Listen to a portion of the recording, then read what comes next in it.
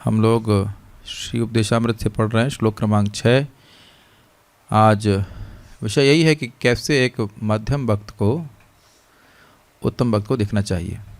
दृष्टेः स्वभाव जनितैर्वपुषश्च दोषैर् ना प्राकृतत्वमिह भक्त जनस्य पश्येत् गंगाम्भसां न खलु बुद्बुदफेन पंकैर् ब्रह्मद्रवत्वमपगच्छति नीरधर्मैः।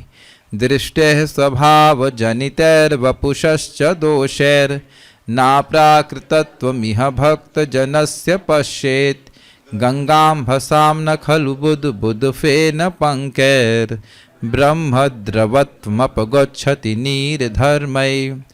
दृष्टेः स्वभावजनितैर्, दृष्ट है, दृष्ट होने के द्वारा क्या, स्वभाव जनित है वपुषश्च, स्वभाव से जनित या वपु से जनित दोष देखने के बाद भी दोषेर ना प्राकृतत्वम इह भक्त जन से, इस जगत में जो शुद्ध भक्त हैं उत्तम अधिकारी उनको प्राकृत नहीं देखना चाहिए, उनको प्राकृत गुणों से युक्त नहीं देखना चाहिए।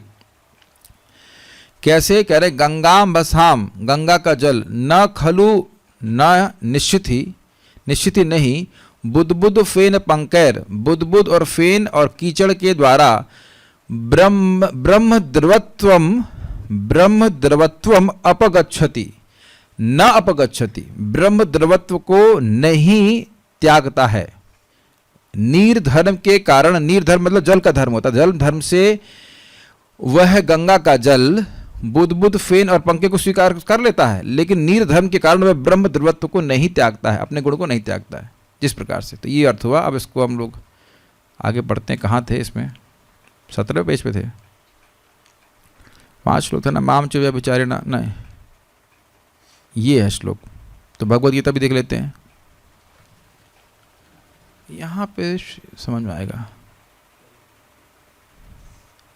किसी को शुद्ध भक्त के शारीरिक दोषों की आलोचना नहीं करनी चाहिए। यदि ऐसे दोष हो भी तो उनकी उपेक्षा कर देनी चाहिए। जिस बात पर ध्यान देना चाहिए वह है शुद्ध भक्ति या परमेश्वर के प्रति शुद्ध सेवा, और यह गुरु का मुख्य कार्य है, जैसा कि भगवद गीता में कहा गया है। क्या कहा गया है? मेरे पीछे बोलिए माइक पे। अपि चेत सुदुराचारो, अपि चेत सुदुराचारो, भजते माम अनन्य भाव, भजते माम अनन्य भाव, साधुरेव समन्तव्यः, साधुरेव समन्तव्यः, सम्यग् व्यवसितो हि सः, सम्यग् व्यवसितो हि सः। अपि चेत सुदुराचारो भजते माम अनन्य भाव, अपि चेत सुदुराचारो भजते माम अनन्य भाव, साधुरेव समन्तव्यः सम्यग् व्यवसितो हि सः, साधुरेव समन्तव्यः सम्यग् व्यवसितो हि सः। अपि चेत सुदुराचारो भजते माम अनन्य भाव, अपि चेत सुदुराचारो भजते माम अनन्य भाव, साधुरेव समन्तव्यः सम्यग् व्यवसितो हि सः, साधुरेव समन्तव्यः सम्यग् व्यवसितो हि सः। यदि कोई भक्त कभी घृणित कर्म करता प्रतीत हो भी, तब भी उसे साधु समझना चाहिए, क्योंकि उसकी वास्तविक पहचान तो यह है कि वह भगवान की प्रेममय सेवा में लगा हुआ है। दूसरे शब्दों में उसे सामान्य व्यक्ति नहीं समझना चाहिए। इस श्लोक की थोड़ी व्याख्या की आवश्यकता है। अपि चेत सुदुराचारो, दुराचार मतलब खराब आचरण, और सुदुराचार मतलब बहुत ज़्यादा खराब आचरण। अपि चेत यानी कि बहुत खराब आचरण होने पर भी भजते माम अनन्य भाग, ये श्लोक भगवान गीता में बोल रहे हैं। भजते माम, मेरा भजन कर रहा है, और कैसा भजन कर रहा है? अनन्य भाग होकर के। अब ये बातें बड़ी कॉन्ट्रडिक्टरी हैं। क्यों? अनन्य भाग मतलब उसका लक्ष्य है भगवान की भक्ति, और साधन क्या है? साधन ये है साध्य की अनन्यता, लक्ष्य की अनन्यता, और कोई लक्ष्य नहीं है, लक्ष्य है भगवान की भक्ति। काफ़ी वक्त समझते होंगे, काफ़ी बात इस श्लोक को नहीं भी समझते होंगे, लेकिन बहुत महत्वपूर्ण श्लोक है और बहुत ही रहस्यमय श्लोक भी है। और उस शुद्ध भक्ति को प्राप्त करने के लिए उसने साधन कौन से लिया है? भगवान श्री कृष्ण की भक्ति। तो साधन की अनन्यता, इसे कहेंगे अनन्य भाग। अनन्य भाग मतलब साध्य की अनन्यता और साधन की अनन्यता, ना अन्य अनन्य, ये अर्थ होता है इसका। उसकी भक्ति करने का प्रयोजन क्या है? एक दिन उसे भगवान की भक्ति प्राप्त हो जाए, शुद्ध भक्ति प्राप्त हो जाए। और उसको प्राप्त करने का साधन क्या स्वीकार कर रहा है? भगवान श्री कृष्ण की भक्ति। अब इतना उच्च स्थिति है चित्त की, तभी तो इस प्रकार का लक्ष्य लिया है। किसी के जीवन में ये लक्ष्य हो कि उसे भाव भक्ति प्राप्त करनी, ऐसा तो कोई बिरला ही मनुष्य होगा। और उसको प्राप्त करने के लिए एकमात्र भगवान श्री कृष्ण की भक्ति स्वीकार कर रहा है। नाम जप, गीता पाठ, भगवान की भक्ति करना, प्रसाद खाना, केवल भगवान की भक्ति को करके ही मैं जीवन की सफलता प्राप्त कर जाऊंगा। और जीवन की सफलता है भगवान की भक्ति। यह अत्यंत उच्च चित्त की का द्योतक है, बहुत उच्च चित्त है। तो अब ये बताइए कि इसमें सुदुराचार कैसे हो जाएगा? और सुदुराचार आप सुनना नहीं चाहेंगे कि क्या आचार कर बोलते हैं। वो जो सुन लेंगे तो आपका दिमाग हिल जाएगा। हम बोल देते हैं दिमाग हिलाने के लिए तो है ही, दूसरे की पत्नी का संग भी कर लेंगे तो भी ये होगा ना सुदुराचार। और ऐसे व्यक्ति को कैसे आप साधु मान लेंगे? ये नहीं कहा जा रहा है कि ऐसा करना ही होता है, ये साधना भक्ति का अंग नहीं है, लेकिन लिखा है अपि चेत सुदुराचार। प्रमाण मैं बता रहा हूं, प्रमाण है बिला मंगल ठाकुर। पहले वह एक वैश्या में आ सकते थे, फिर जब वह उसको त्याग करके आ रहे थे तो एक ब्राह्मणी दिख गई, उसका भोग करना चाहते थे। और उसके बाद फिर उन्हें अपनी आंखें फोड़ ली, तो आगे की बात है, लेकिन इच्छा तो आ गई थी ना। पहले का संस्कार ऐसा है। ये बातें बैलेंस करना बड़ा अद्भुत है, बहुत ही अद्भुत श्लोक है। और अपि चेत सुदुराचारो मतलब दिखेगा लोगों की दुराचार किया है उसने, लेकिन भजते माम अनन्य भाग। उसका संकल्प क्या है कि भाई देखिए, ये गलत कार्य को छोड़ने की इच्छा है आई मेरे हृदय में, तभी तो गलत कार्य हुआ। कोई भी गलत कार्य इच्छा होती तभी तो होता है कि नहीं होता है? बिना इच्छा के करते हैं गलत कार्य। और मेरा सामर्थ्य नहीं है कि मैं इस इच्छा को अपनी शक्ति से काट दूं, लेकिन और भले इस अपराध के लिए मुझे नरक भी क्यों ना जाना पड़े, लेकिन मैं भगवान श्री कृष्ण की भक्ति नहीं छोड़ूंगा। और उनकी कृपा अवलोकन मैं कर रहा हूं। कब उनकी कृपा हमारे पर होगी कि मैं पूरी तरह से शुद्ध हो जाऊं। Very nice consciousness. पता नहीं आप लोग अपने जीवन में अनुभव करते हैं कि नहीं करते हैं, लेकिन बहुत से अनर्थ ऐसे हो जाते हैं कि एकदम फंस जाते हैं और निकलती नहीं है। वो अपने सामर्थ्य से नहीं निकलते। आपको भगवान को ही पुकारना पड़ेगा, भगवान चाहेंगे तब वह हटेगा, नहीं तो नहीं हटेगा वो। और इसका अर्थ यह नहीं कि वो कुछ और करेगा, वो कुछ जब भगवान नहीं करवा रहे हैं उस समय तब और कोई साधन कर सकता है। आप मेरी बात समझिए, नहीं समझ आ रहा? भगवान अनंत शक्ति से युक्त है, वो कह रहे नहीं अभी तुम्हारा हृदय अभी तुरंत शुद्ध नहीं होना चाहिए, रो लो तुम। तो अब जब भगवान ही नहीं चाह रहे हैं तो और कौन से साधन हैं जो शुद्ध कर देंगे हृदय को? सहज भक्ति श्रद्धा होती है भाई, जब भगवान ही कह रहे हैं अभी वेटिंग रूम में रहो तुम अभी वेटिंग रूम में रहो, तो अब और ऐसा भगवान से भी कोई बड़ा साधन है जो हमारे हृदय को शुद्ध कर देगा? नहीं कर सकता है। बड़ा अद्भुत बात है। कभी आप सोचते नहीं? मैं तो बहुत सोचा करता हूँ कि भाई ये क्या नियम है। नाम भगवान चाहे तो एक झटके में सफाई कर देंगे सारी हृदय की, लेकिन करते नहीं है, तड़पाएंगे, परेशान करेंगे। परेशान करना नहीं चाहते हैं, उत्कंठा बढ़ाना चाहते हैं। लेकिन हमारे एंड पे तो हमको महसूस होता है कि परेशान हो रहा है। जो लोग नए आते हैं भक्ति में, उनको लगा ये सब क्या बातें हो रही है, हमें तो कोई प्रॉब्लम नहीं हो रही है। You are great devotees, let's see how long you can be great. कितने ग्रेट है वो अभी समझ में आ जाएगा। 10-5 साल कीजिए आप, तो जब सारा कचरा बाहर आएगा तब लगता है अरे तो बहुत ज़्यादा है, अभी तो बड़ी मेहनत करनी है। अंदर हम तो सोचते थे कढ़ाई है, अंदर तो कोयला है जितना साफ कर रहे हैं उतना कचरा बाहर आ रहा है। ये होता है शुरुआत में। हम तो प्योर और पहुंच गए, pure devotion service so easy. कितनी लात खानी पड़ेगी, कितना माया टेस्ट करेगी एकदम टाइट करके, बड़ा कठिन होता है। ये होता है जो भक्त मतलब रिलेटिवली कम समय से भक्ति कर रहे हैं, उनको ऐसा कुछ महसूस नहीं होता ना, ऐसा कुछ तो फीलिंग नहीं आ रही, ऐसा कुछ विशेष तो नहीं लग रहा, ओके एवरीथिंग इज ओके। लेकिन जब गंभीरता से आप नाम उच्चारण करेंगे, भक्ति करेंगे, तो आप देखेंगे हृदय में बहुत सारी आसक्ति हैं जो पहले दिखाई भी नहीं पड़ती थी। So this is there. अच्छा, ये तो हो गया। तो क्या कहें इसको, क्या देखें? तो कह रहे हैं साधुर इव समंतव्य, साधु जैसा ही उसको मानना चाहिए। सब इव लिखा है, अंधे हैं सब। इव कहाँ लिखा है इसमें? एव है। साधुर एव, सॉरी इस साल मैंने संकल्प लिया था कि डांटने लगाऊंगा, मैं वापस लेता हूँ। प्यारे डिवोटीज, माय डियर डिवोटीज, आपको इसमें इवा कहाँ दिखाई पड़ा है? इवा नहीं है माय डियर डिवोटीज, एव है। साधुर एव समंतव्य, साधु ही मानिए। उसका कारण भी है, अगला श्लोक देखेंगे ना, क्षिप्रम भवति धर्मात्मा शाश्वत शांतिम निगच्छति। ये कब होगा? अगला श्लोक भगवान ने पढ़ा नहीं क्या? ये कब होगा? क्षिप्रम, बहुत जल्दी ही वह धर्मात्मा बन जाएगा। लेकिन ये केवल पुरुषों पे घटित होगा, स्त्रियां नहीं बनेंगे धर्मात्मा। क्यों? भगवान बोल रहे हैं भवति धर्मात्मी तो नहीं बोले, धर्मात्मा बोल रहे हैं। बहुत जल्दी धर्मात्मा बन जाएगा। नहीं, ये स्त्री पुरुष का मतलब नहीं। कोई भी भगवान का भजन ऐसे कर रहा है तो सबसे जल्दी हो जाएगा। क्यों सबसे जल्दी हो जाएगा? क्योंकि जिस भक्ति का लक्ष्य भगवान की भक्ति होता है वह सबसे अधिक शुद्ध करने वाली होती है।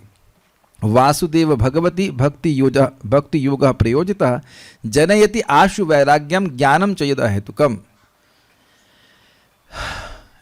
जब वैसे भक्ति की जाती जिसका प्रयोजन भक्ति है, जिसका उद्देश्य भक्ति है, तो सबसे जल्दी ज्ञान और वैराग्य उत्पन्न होते हैं। ये शिला विश्वनाथ चक्रवर्ती ठाकुर इस श्लोक की टीका में ऐसे अर्थ लेते हैं।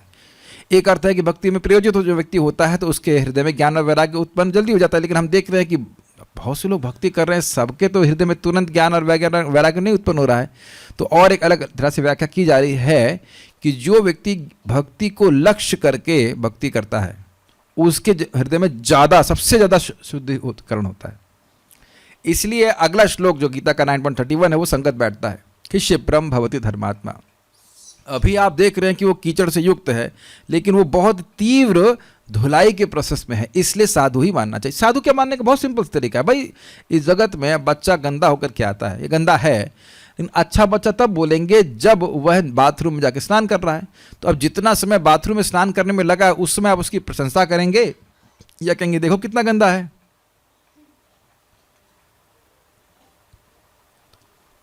है कि नहीं?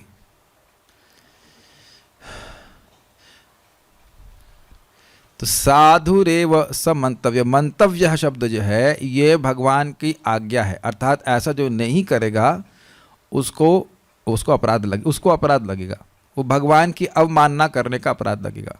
कि भगवान बोले साधुरेव समंतव्य। क्यों? सम्यक का क्या अर्थ समझते हैं? अच्छा, वेरी गुड। व्यवस्थित, व्यवसाय क्या अर्थ है? निश्चयात्मा, समझ गए, याद है हम लोग को। निश्चय ही सह, उसका निश्चित, हाँ ही मतलब निश्चित, उसका निश्चित रूप से सम्यक निश्चय है। निश्चित रूप से सम्यक निश्चय है। क्या निश्चय है? कि कुछ भी हो जाए हम भगवान की भक्ति नहीं छोड़ेंगे, ये बात है। अब भगवान की भक्ति ही हमको शुद्ध नहीं कर, मतलब समय कुछ विलंब हो रहा है, भगवान की इच्छा से हो रहा है, तो अब और कोई साधन इसकी टक्कर का है नहीं। जितना एक नाम जीव को शुद्ध करता है उतना और कोई कुछ नहीं शुद्ध कर सकता है।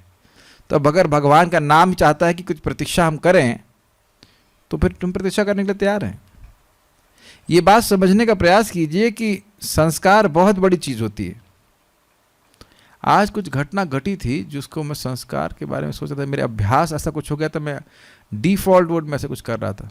नहीं, हम बहुत बार हम लोग से कार्य करते हैं कि डिफॉल्ट मोड में रखते हैं, वो अभ्यास बन जाता है तो वैसे ही व्यक्ति करने लग जाता है और उसको त्यागना बहुत मुश्किल होता है। कोई मान लो 20-25 साल पुरानी आदत पड़ गई, चाहे अच्छी हो चाहे बुरी हो, उसको ऐसा लगता है कुछ महत्वपूर्ण हो रहा है, लेकिन जब छोड़ने का प्रयास करेंगे तो बहुत कठिन लगता है। लेकिन यहाँ पे देखा जा रहा है, व्यक्ति को जानते हैं जो 40 साल बता रहे थे, 40 साल 365 दिन शराब पिए, एकादशी वाले दिन में विशेष करके विशेष करके नहीं, मतलब पिए, और कुछ ही महीनों में, कुछ 1 साल 1.5 साल के अंदर नाम उच्चारण करके भक्ति करके उस सारी वो शराब की आदत छूट गई। देखिए हम लोग तो शराब पिए नहीं, इसलिए पता नहीं है, ना पीना चाहते हैं, लेकिन शराब की लत बहुत खतरनाक होती है, लोग छोड़ नहीं पाते। शरीर छूट जाता है लेकिन शराब नहीं छूटती। तो ये एक इंटरेस्टिंग बात है, सम्यक व्यवस्थितो हिस्सा। अब इसका बड़ा व्यापक एप्लीकेशन है, यानी कि भक्तों के समाज में भी आप दुराचार सुदुराचार देखेंगे और शायद अपने जीवन में भी। और प्रश्न करते बैठेंगे हम लोग कि भाई ये क्या हुआ, यह क्यों हो गया, वह क्यों हो गया। और लोग बहुत बार मतलब तुरंत ही वो यमराज जी के असिस्टेंट बन जाते, चित्रगुप्त बन जाते हैं, तुरंत लिखना चाहिए हाँ तो अपराध के कारण ऐसा हुआ, ऐसा हुआ। आप कुछ कह नहीं सकते कि क्या कारण हो रहा है। कभी कभी ऐसे भक्त भी होते हैं जो सामान्यतः कोई अपराध नहीं करते, भक्तों की सेवा में लगे हुए हैं, तब भी ऐसा हो जाता है। भगवान की इच्छा से बड़ा तो कुछ भी नहीं है ना।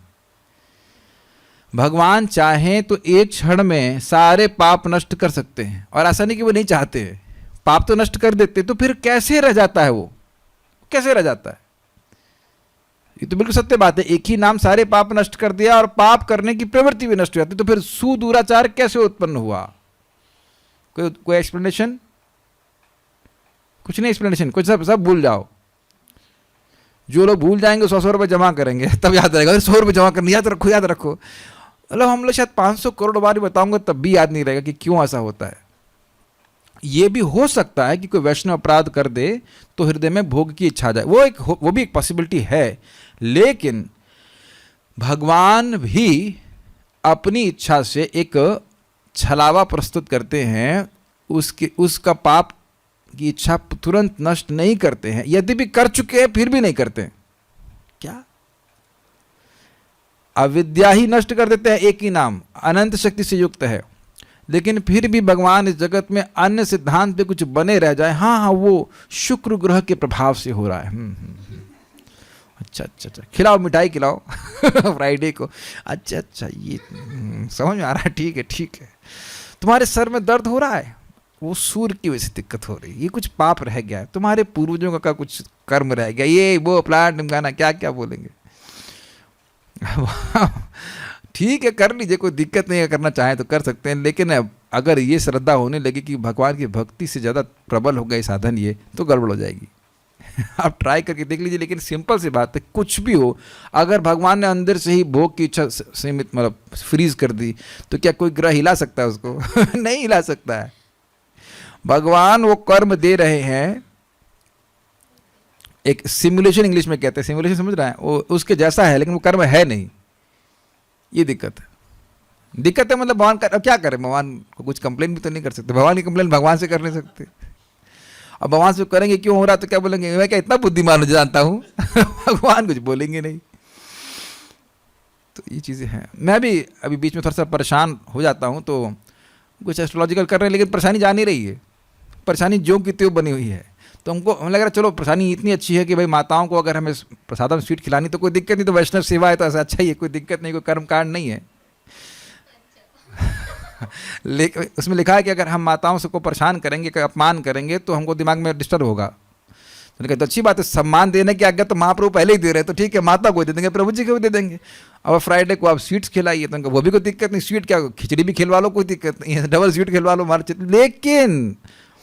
लेकिन वास्तविक बात यह है कि प्रॉब्लम हृदय की भगवान की भक्ति से ही शुद्ध होने वाली है, और कोई तरीका है नहीं। क्या कर सकते हैं कि उससे बड़ा कोई साधन है नहीं, ये बात है। अगर भगवान ने चाह लिया कि इसका कुछ नहीं करेगा तुम, शुक्र या कोई भी है, शुक्र है, शनि है, उधर थोड़ा सा किनारे ना, हमारा डिवोटी, डिस्टर्ब नहीं करो उसको, तुम नहीं कर सकते हैं, वो नहीं कर सकते हैं। यस्यास्ति भक्तिर भगवती किंचना सर्वे गुणास्तत्र समासते सुरः हरव भक्तस्य कुतो महद्गुणा मनोरथहीना सती धावतो। भाई तो हम लोगों को वास्तविक रूप से तो भगवान की भक्ति में ही श्रद्धा जागृत करनी चाहिए। अब ये चक्कर, कठिनाई ये है कि हम लोग क्षिप्रम को समझते नहीं। क्षिप्रम का अर्थ क्या है? मैंने महाराज से पूछा था, तो महाराज कहे भाई देखो, वृंदावन परम पूज्य वृंदावन चंद्र महाराज समझा रहे थे, भाई अब अनंत कितने सारे, अनंत तो नहीं लेकिन कितने कितने जन्म में व्यक्ति साधन भजन करता है, तब उसका हृदय शुद्ध होता है। तो तुम 1-2 जन्म भी नहीं सोचना चाहते, 1-2 जन्म के लिए प्रतीक्षा नहीं करना चाहते हो, ये भी तो क्षिप्र ही हुआ ना, ये भी तो क्षिप्र हुआ। 1 जन्म आपको लंबा लग रहा है, ब्रह्मा जी के लिए 50 सेकंड, और इतना भी धैर्य हमारा नहीं है। विचार कीजिए, विश्वामित्र जी 60,000 साल तपस्या करने के बाद डिस्टर्ब हो गए थे। 60 साल तो जप नहीं किया हम लोगों ने भी, और वही कह रहे हैं प्रभु जी ये परेशानी, वो परेशानी, ये है, वो है, ब्लांडम काना इत्यादि। तो वास्तविक एडवाइस तो यही है कि सुदुराचार उपस्थित हो रहा है, लेकिन उसकी प्रवृत्ति सुदुराचार की नहीं, ये समझने का प्रयास कीजिए। जो पापी लोग होते हैं वो लोग, मतलब क्या कहते हैं उसको, इंग्लिश में एक शब्द कहते हैं, एनीहाउ, कसम खा के पाप करते हैं, मतलब उनको पाप करना ही होता है। उनको सोचते रहते हैं आज सुबह से कोई पाप हुआ नहीं है, क्या बात है, आज खाली खाली लग रहा है। लेकिन भक्त लोग से जो पाप हो जाता है वो ना चाहते हुआ होता है, इट्स लाइक कोई ओवरवेलमिंग इच्छा जाती है। ये चीज़ मैं तो अपने जीवन में देखा हूँ, जो भी गलती होती है, ऐसा नहीं कि मेरे को वो करने की इच्छा होती है, मतलब इच्छा आ जाती है कह सकता हूँ, लेकिन ऐसा करने की वो नहीं है कि भाई हम उसको करने के लिए बहुत ज़्यादा ग्लोरीफाई करेंगे, बड़ी अच्छा काम करना चाहिए, लेकिन ऐसे गलती हो जाती है।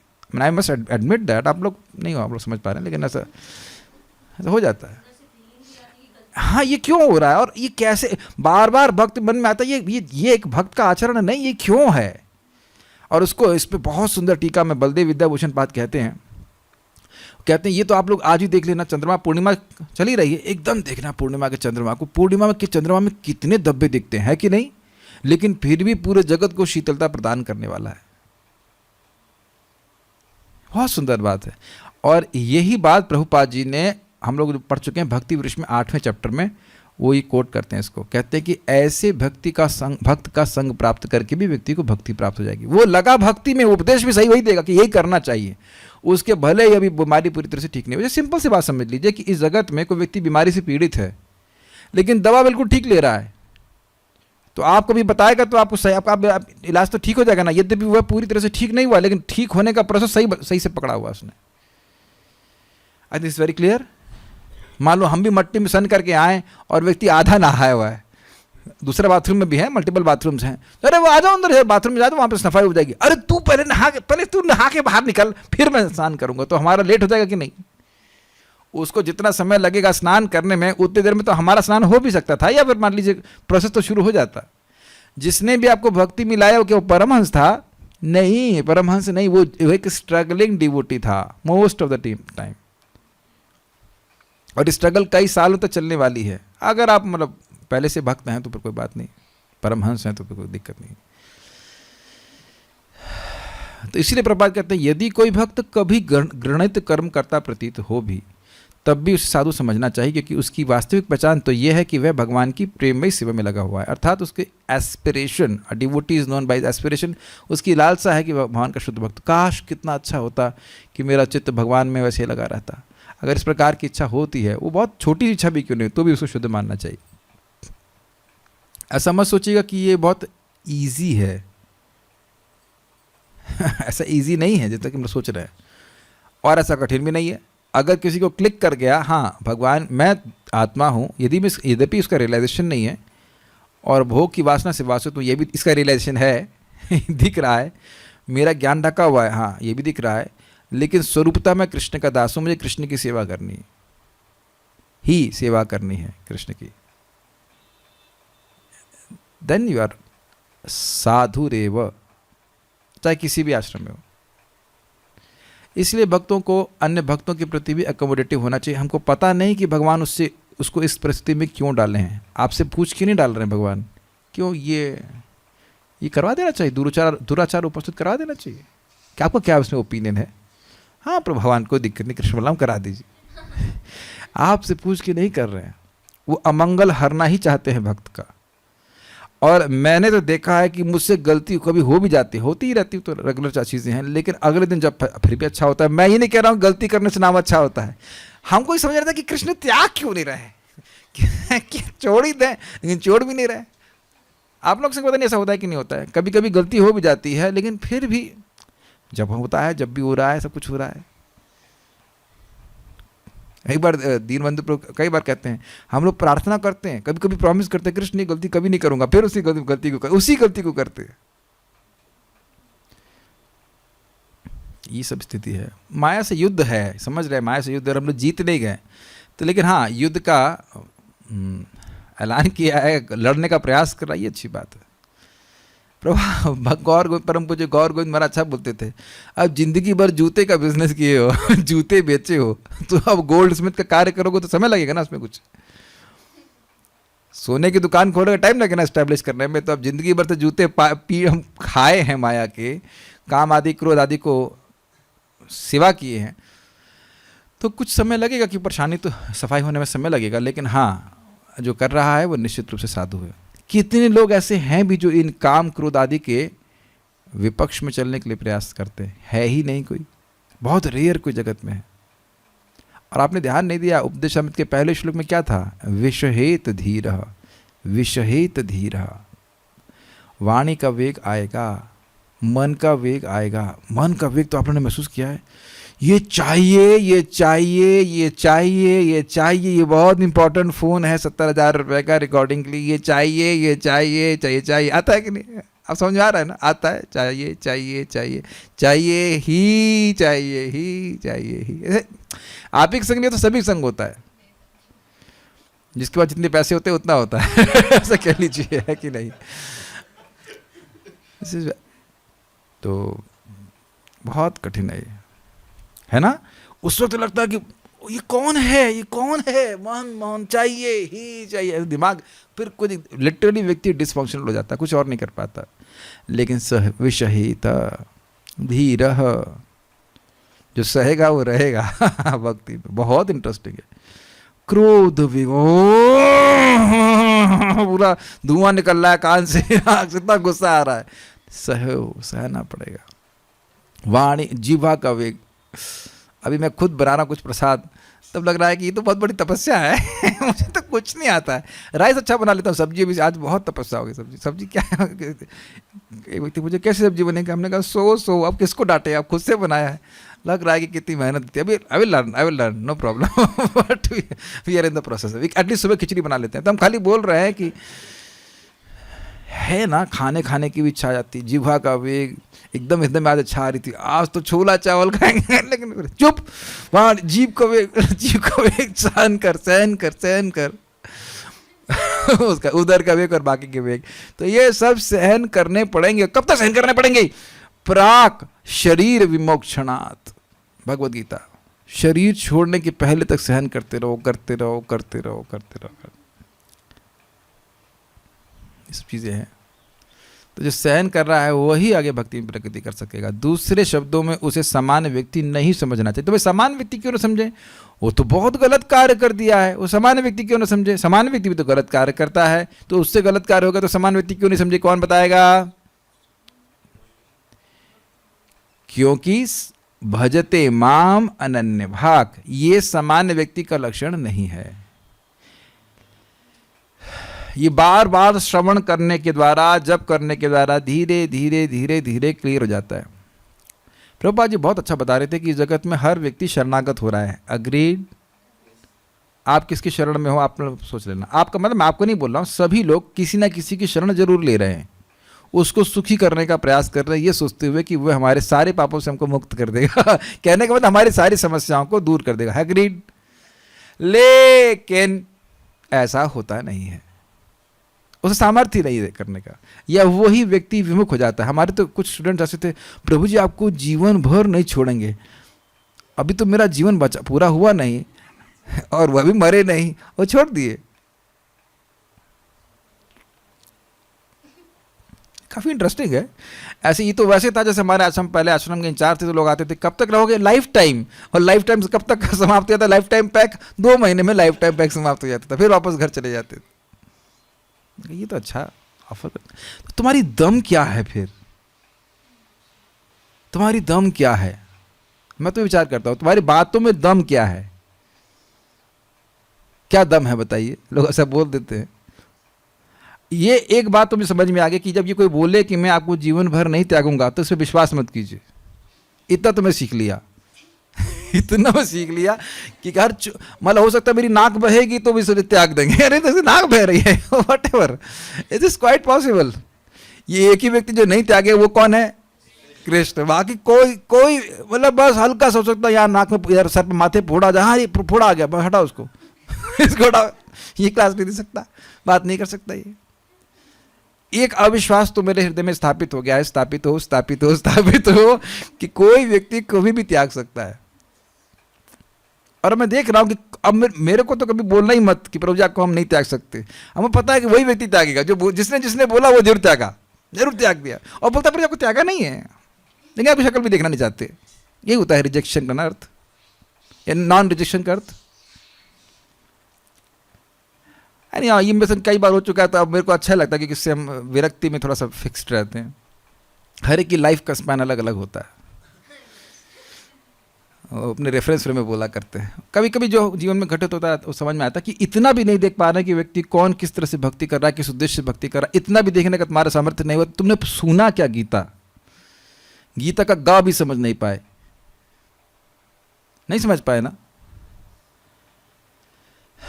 इस मामले में मैं बहुत एक अहंकार की बात बोलता हूं कि आज तक मैंने कभी किसी को अपनी उसकी गलती के लिए नहीं रिजेक्ट किया। आज तक का रिकॉर्ड है, आज तक का रिकॉर्ड, चाहे वो कितनी भी गलती कर दे, चाहे उसने अवैध संग किया हो, चाहे मांस तो खैर खाया नहीं कभी किसी मेरे स्टूडेंट ने, कुछ भी किया, अवैध संग भी किया है, फिर भी मैंने रिजेक्ट नहीं किया और ना करूंगा। और मैं बोलता नहीं हूं मैं तुम्हें जीवन पर रिजेक्ट नहीं करूंगा, करने की जरूरत ही नहीं है। जब करना ही नहीं है रिजेक्ट तो फिर बोलूंगा क्योंकि रिजेक्ट नहीं करूंगा। झगड़ा हो गया होगा, डांट लगा दी है, वो सब हो सकता है, खूब कस के डांट भी लगा दूंगा, लेकिन रिजेक्ट कोई व्यक्ति माई का लाल हाथ खड़ा कर दे कि मैंने उसे रिजेक्ट कर दिया होगा भी, इट इज नॉट पॉसिबल। मुझे क्योंकि हमको समझ में आ रहा है कि भगवान की भक्ति करना कितना रेयर, उस गधे को भी ना समझ में आ रहा हो, लेकिन मेरे को समझ में आ रहा है, और हमने अपने आप को रिजेक्ट नहीं किया कितना भी खराब हो। यद्यपि महाप्रभु कह रहे कि उस व्यक्ति का मुंह नहीं देखना चाहता, हमने कोई बात है मत देखिए, हम तो दिखाएंगे हम तो आएंगे, आपके अलावा और कौन है जिसको दिखाएंगे अपना चेहरा। ये श्लोक हजम कर लो तब तो आगे कुछ बढ़ पाएंगे। इसीलिए भगवान 9वें अध्याय में बोल रहे हैं, प्रथम अध्याय में नहीं बोल रहे हैं, हजम ही नहीं कर पाएंगे। अपि चेत सुदुराचारो भजते मामानंद विभाग। और श्रीधर स्वामी क्या लिखते हैं, कहते हैं अच्छा पूरा, बड़ा सुंदर लिखते हैं, कहते हैं पूरा जीवन उसके जीवन से वो दुराचार समाप्त ना हो तब भी साधु मानो। अपि करती है, बड़ा सुंदर है। हमने इस पर कभी श्रीधर स्वामी की टीका नहीं लिखी, मैंने जब देखा तो मैंने कहा वाह क्या लिखा है। हो सकता है कि पूरा जीवन भी उसका सुदुराचार ना समाप्त हो जाता रहो तब भी साधु मानो। आप लोग सोचेंगे हाँ साल 2 साल मतलब गलती हो जाएगी ठीक हो जाएगा उसके बाद, फिर नहीं, पूरा जीवन भी हो सकता है ना मानो, क्योंकि ये भगवत इच्छा से हो रहा है। भगवान चाहेंगे एक क्षण में सबको साधु बना सकते हैं, बढ़िया बना सकते हैं, कोई दिक्कत नहीं है। That's why this 9th chapter is extremely confidential. बोला गया ना परम रहस्य क्या है वो, परम दिव्य ज्ञान, ऐसे कुछ तो है ना, ऐसे कुछ है सर्वश्रेष्ठ ज्ञान। तो मैंने अनुभव किया है कि लोग सुन रहे होते हैं लेकिन कुछ नहीं समझ में आ रहा होता है, हाँ हाँ करके बोलते रहेंगे, अपने को बहुत मैच्योर भी दिखाएंगे। क्या मैच्योरिटी, कुछ नहीं है, कुछ नहीं है। क्या टीचर बनोगे तुम, श्लोक ही नहीं समझ पा रहे हो। एक नाम से जितना शुद्धिकरण होता है, एक नाम का कितना फायदा होता है, अनंत फायदा होता है। सुने नहीं कि पूरे दुनिया के सारे लोग मिलकर भी रच रच के पाप करेंगे तो भी कृष्ण का एक नाम भारी पड़ेगा। तो सीखा क्या तुमने। आज हम थोड़ा क्रोध में भी बोल रहे हैं इस बात को, कि फिर वो तुम प्रचार कर ही नहीं सकता व्यक्ति अगर इस श्लोक को ना समझे तो। वो तो छोटी सी गलती किसी स्टूडेंट की होगी, भाई भगा दो, इज इट नॉट। छोटी सी गलती को भगा देंगे बस खत्म हो गई बात। सबको भगा देंगे, तुम बच जाओगे, तुम भी भाग जाओगे, फिर खत्म कहानी। Sorry for the emotions, but ये सब जब श्लोक मेरे सामने आता है तब मुझे बड़ा अजीब सा लगता है कि लोग इतनी से पढ़े लिखे, सो कॉल्ड पढ़े लिखे लोग भी इतनी सी बात नहीं समझ पाते। फिर गीता फिर पढ़ने क्यों आ रहे हैं, मुझको समझ नहीं, क्या के लिए गीता पढ़ रहे। कुछ श्रद्धा है 2 कौड़ी की, वो भी नहीं है। एक नाम अनंत जन्म के पाप नष्ट करता है और एक जन्म के पाप नष्ट नहीं कर सकता, वो भी थोड़े से। तो फिर तुम क्या सीखे भगवत गीता में। हमेशा भक्तों के लिए अकोमोडेटिव रहिए, हमेशा अकोमोडेटिव रहिए। एनकरेज कीजिए भक्तों की वो भक्ति करते रहें, 16 माला जप करते रहें। 16 नहीं कर पा रहा मान लो 8 करते रहे, 4 करते रहे, भगवान का प्रसाद खाते रहे। You should always be accommodative. फालतू में क्या कहते हैं उसको, हैवी होने से कोई फायदा नहीं है। भगवान जितना चाहेंगे उतना उसका शुद्धिकरण होगा। Is it not. आप लोग सब इस बात से सहमत ही होंगे। शुद्ध भक्त भले ही ब्राह्मण या गोस्वामी परिवार में न जन्मा हो, किंतु यदि वह भगवान की सेवा में लगा रहता है तो उसकी उपेक्षा नहीं करनी चाहिए। वास्तव में जाति या वंश परंपरा जैसी भौतिक बातों पर आधारित गोस्वामी परिवार नहीं हो सकता है। गोस्वामी उपाधि तो शुद्ध भक्तों का एकाधिकार है जिसकी इंद्रिय संयमित हो। इस प्रकार हम 6 गोस्वामियों की बातें करते हैं जिनमें रूप गोस्वामी तथा सनातन गोस्वामी प्रमुख हैं। वे एक प्रकार से मुसलमान बन चुके थे, अतएव उन्होंने अपना नाम दबीर खास तथा साकार मलिक रख लिया था, लेकिन श्री चैतन्य महाप्रभु ने स्वयं उन्हें गोस्वामी बनाया। अतएव गोस्वामी उपाधि वंशागत नहीं है। गोस्वामी शब्द उस व्यक्ति का सूचक है जो अपनी इंद्रियों को वश में रख सके, जो इंद्रियों का स्वामी हो। भक्त इंद्रियों के वश में नहीं होता, वह तो इंद्रियों का नियामक होता है। फलस्वरूप उसे स्वामी या गोस्वामी कहा जाना चाहिए, भले ही वह गोस्वामी परिवार में उत्पन्न ना हुआ। तो ये दृष्ट स्वभाव जनितेर वपुषश्च दोष की बात हो रही है कि हो सकता हो कि अब काफ़ी इंटरेस्टिंग है, हमारे दो प्रमुख आचार्य ऑलमोस्ट मुसलमान थे और नामाचार्य हरदास ठाकुर जी तो मुसलमान परिवार में ही जन्म लिए थे। This is amazing.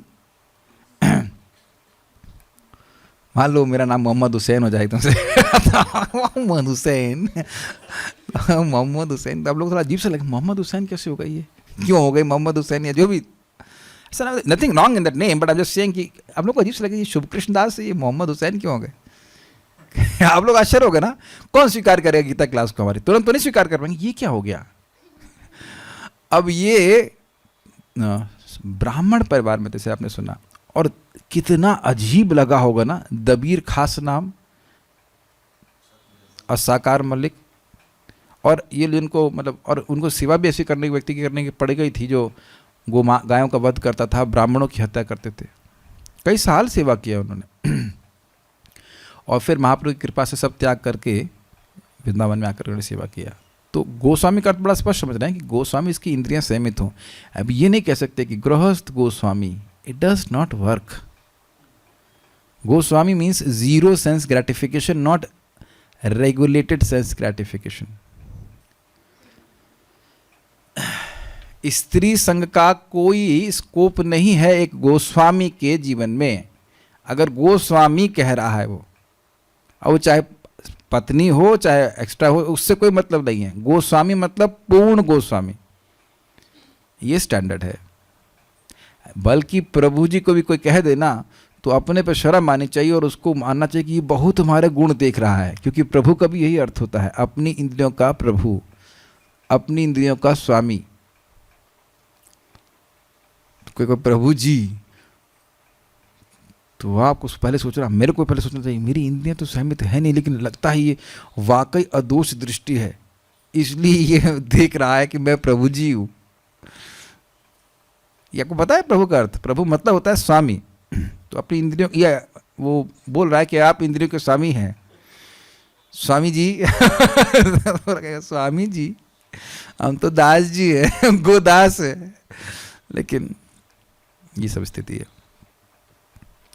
इस सूत्र के अनुसार जो गोस्वामी श्री नित्यानंद प्रभु तथा श्री अद्वैत प्रभु के वंशज हैं वे निश्चित रूप से भक्त हैं, लेकिन जो भक्त अन्य परिवारों से संबंधित हैं उनमें भेदभाव नहीं बरतना चाहिए। निस्संदेह भक्त चाहे पूर्व आचार्यों के परिवार के हों या किसी समान परिवार के, उन्हें एक समान माना जाना चाहिए।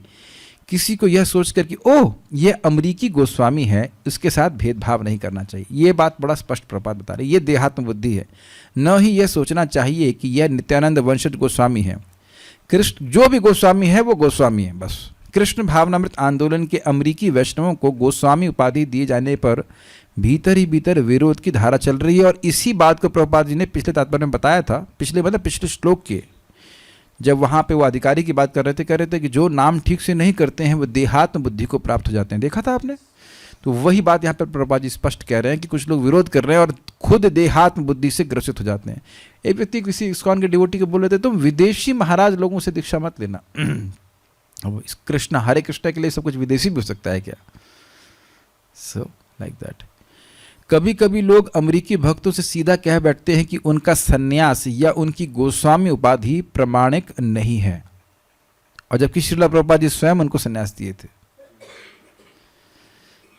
किंतु श्रील रूप गोस्वामी के श्लोक के अनुसार अमरीकी गोस्वामी तथा आचार्य कुल के गोस्वामी अभिन्न है। तो देखिए, आचार्य कुल के गोस्वामी अगर कोई इंद्रिय संयम कर रहा है तो वो गोस्वामी है, लेकिन वो यह नहीं कह सकता है कि अमरीकी व्यक्ति गोस्वामी नहीं है। जो व्यक्ति इंद्रिय को संयमित कर रहा है वो गोस्वामी है। अरे सीधी सीधी बात है, भारत के भी डॉक्टर MBBS होते हैं और अमेरिका के भी डॉक्टर MBBS होते हैं।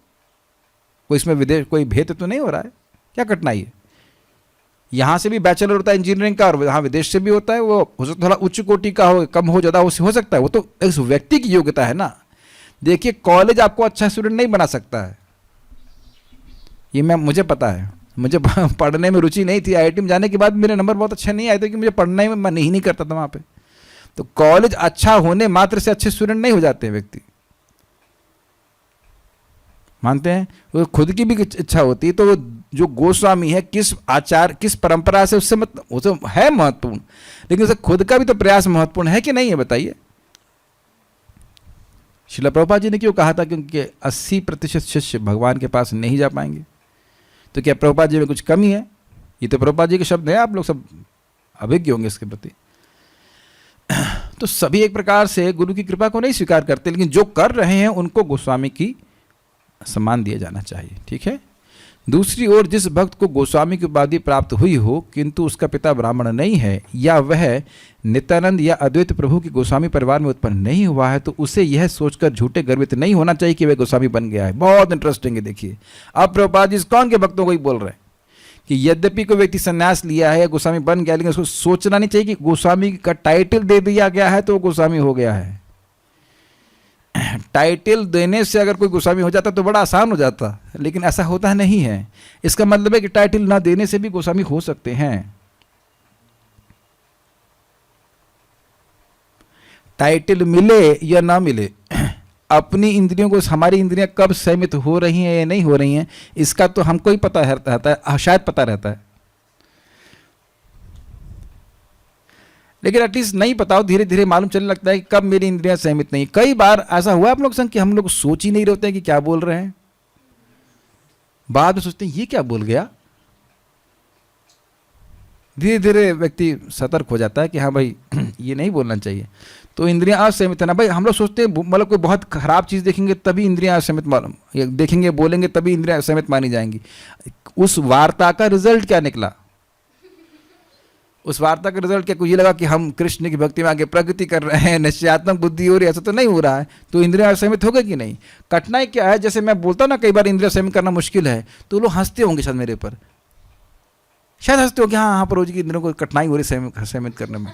और अब अपने बारे में ये भी हो सकता है कि पता ही नहीं चल रहा है कि इंद्रियां संयमित हो रही है कि नहीं हो रही ये भी एक कठिनाई हो सकती है। देखिए ये प्यूरिफिकेशन का प्रोसेस है, स्पेशली वृंदावन में जो रह रहे हैं उनकी तो बहुत जल्दी ज़्यादा सफाई होती है, जड़ 1000 गुना। तो भगवान शीशे में दिखाते हैं, देखो ये देखो तुम्हारा चेहरा बंदर जैसा नहीं लग रहा तुम्हारा ये जितना हृदय का चक्कर, आपका हृदय शीशा सफाई होगी ना, उतना आप देखेंगे अरे तो बहुत अनर्थक है, वो बहुत अनर्थ है, इत्यादि इत्यादि। जैसे मुझे लग रहा था मेरा हाथ साफ है, लेकिन अभी ध्यान दे रहा हूँ कि इसमें हल्का कालिक लगी हुई है, बर्तन में सफाई कर रहा था उसको लगी हुई, तो अब जाके उसको फिर और मांजना पड़ेगा समझ रहे हैं बात?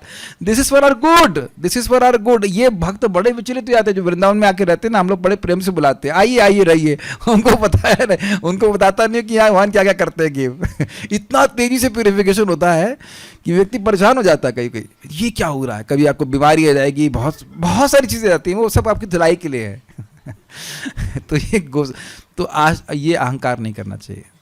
इतना अगर देख लेना व्यक्ति हर क्षण या कुछ मिनट देखता रहे कि हमारी इंद्रियां कहाँ जा रही है, हमारा मन कहाँ जा रहा है, तो बहुत नम्रता आ जाएगी कि अभी तो गोस्वामी बनने के, अभी तो दिल्ली दूर है, गोस्वामी बनना बहुत दूर है। टाइटल दे दिया गया लेकिन मैं उसके योग्य नहीं हूँ। उसे यह सदैव स्मरण में रखना चाहिए कि जो ही वह भौतिक दृष्टि से गर्वित होता है उसका पतन हो जाता है। यह कृष्ण भावनामृत आंदोलन एक दिव्य विज्ञान है जिसमें ईर्ष्या या द्वेष के लिए कोई स्थान नहीं। कभी नहीं सोचना चाहिए कि हम एडवांस्ड डिवोटी। प्रभुपाद जी एक जगह लिखते हैं, आज एक वक्त बड़ा अच्छा बोल रहे थे, वो कह रहे थे हम उनके मन में एक अहंकार आ रहा है कि वो अच्छे ब्रह्मचारी हैं, ये हैं फलान करना, मतलब ऐसे उन्हें भाव आ रहा था, खुद ही बोल रहे थे हमको डर लग रहा है कि ये अहंकार हमारे मन में आ रहा है। ये सही बात है। परम पूज्य राधानाथ महाराज बोल रहे थे, pride does not come before fall, pride is fall.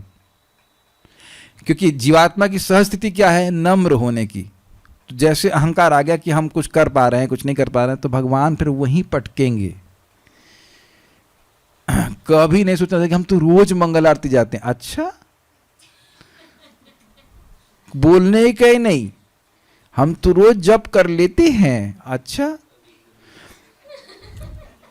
हमें तो इसलिए यहाँ पे कुछ शिक्षा देने में डर लगता है, सबसे पहले पेपर मेरे पास आ जाता है। अच्छा, तुम बहुत शिक्षा दे रहे हो, जरा देखो तुम्हारा क्या स्टेटस है, व्हाट चेक योर स्टेटस। बड़ा कठिन होता है।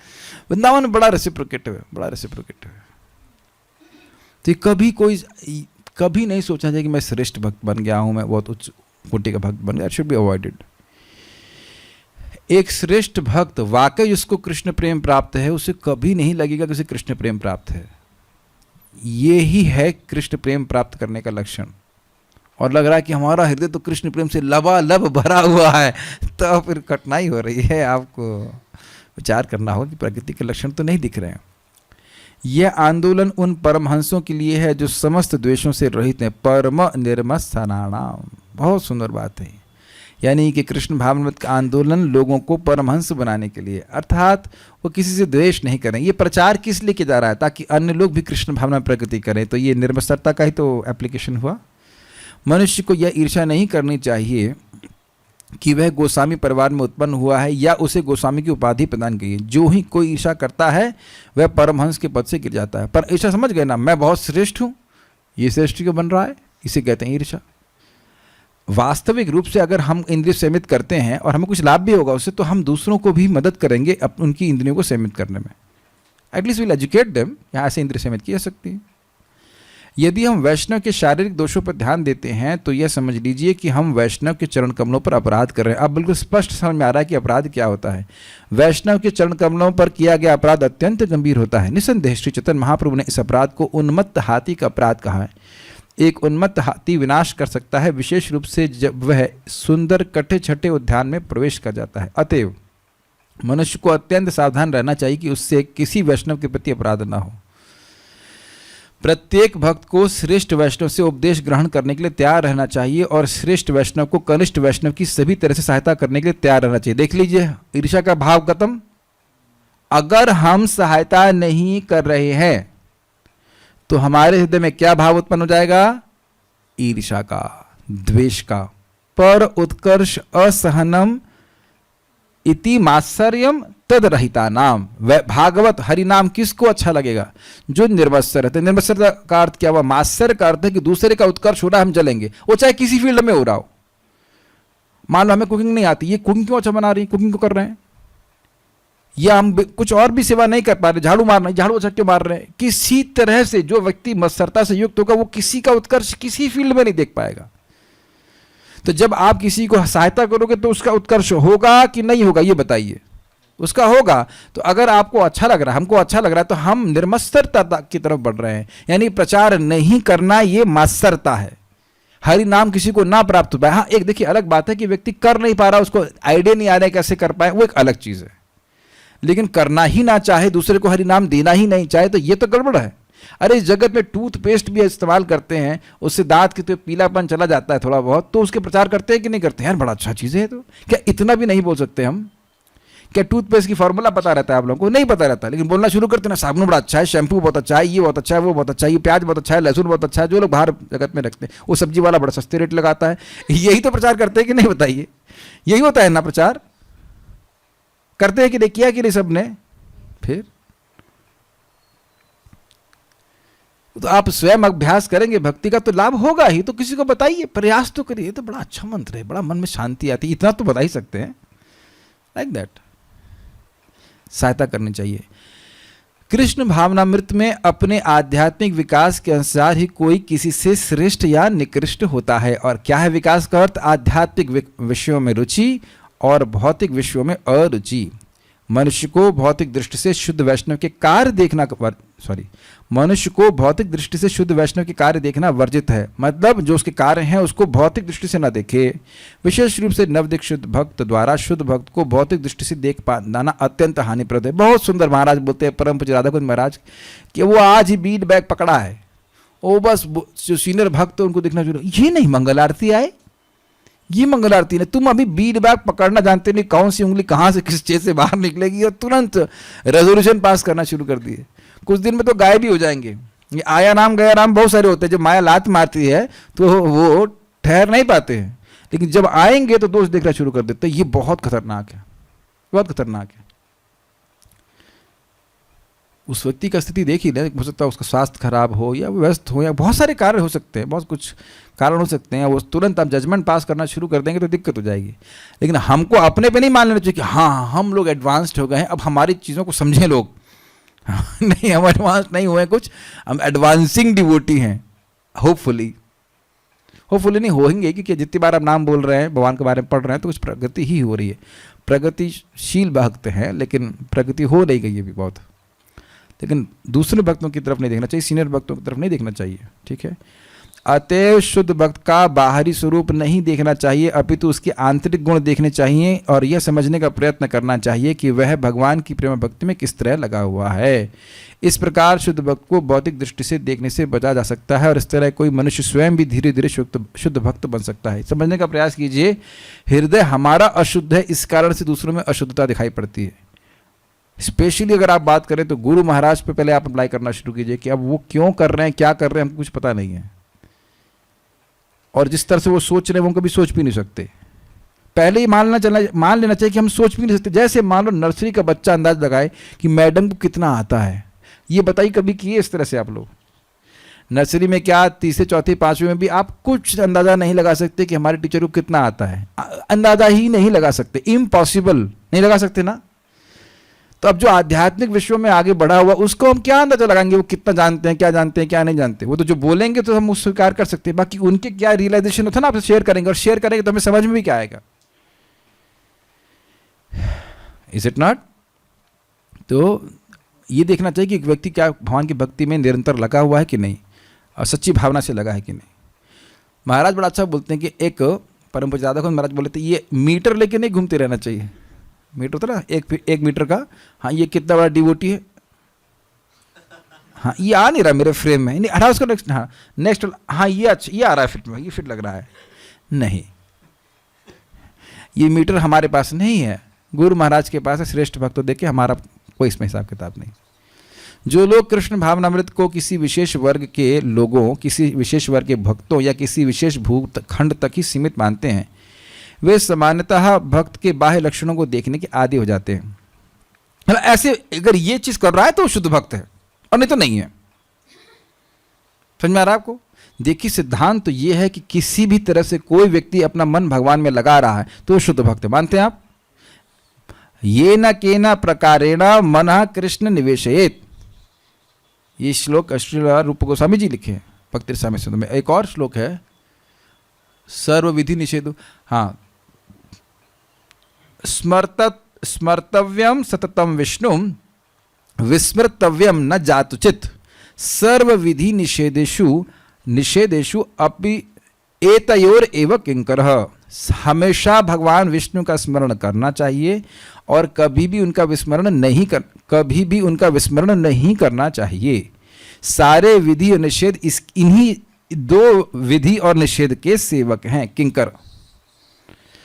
तो अब किसी ने सेट कर लिया कि वो जप करेगा, ये देखिए समझ लीजिए, कोई व्यक्ति मान लीजिए कह रहा है कि वो केवल जप करेगा, चलो मान लो कर रहा है और ईमानदारी से कर रहा है, मान लो 3 लाख नाम कर रहा है, जो भी कर रहा है, तब आप उसको अपने ढांचे में लगा, ये तो मंगल आरती नहीं आ रहा है, या ये नहीं कर रहा है, वो नहीं कर रहा है, उसका मन उसमें लग गया है तो लग गया, वो सिद्ध हो जाएगा। Is it okay? अब कोई व्यक्ति मान लो 16 माला कर रहा है और प्रचार कर रहा है, तो उस तरह से मन को भगवान में लगाया हुआ है। हर व्यक्ति के लिए एक ही प्रकार का मार्ग नहीं होगा।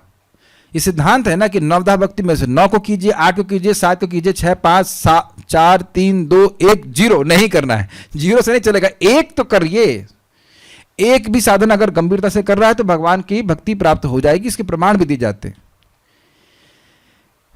आप ये देखने का प्रयास कीजिए कि इस समय वो व्यक्ति क्या भगवान की भक्ति कर रहा है कि नहीं कर रहा है। परम पूज्य गौर कृष्ण महाराज बड़ा अच्छी बात बोलते हैं, एक सेवा छोड़ कर रहेगा तो एक सेवा छूटेगी।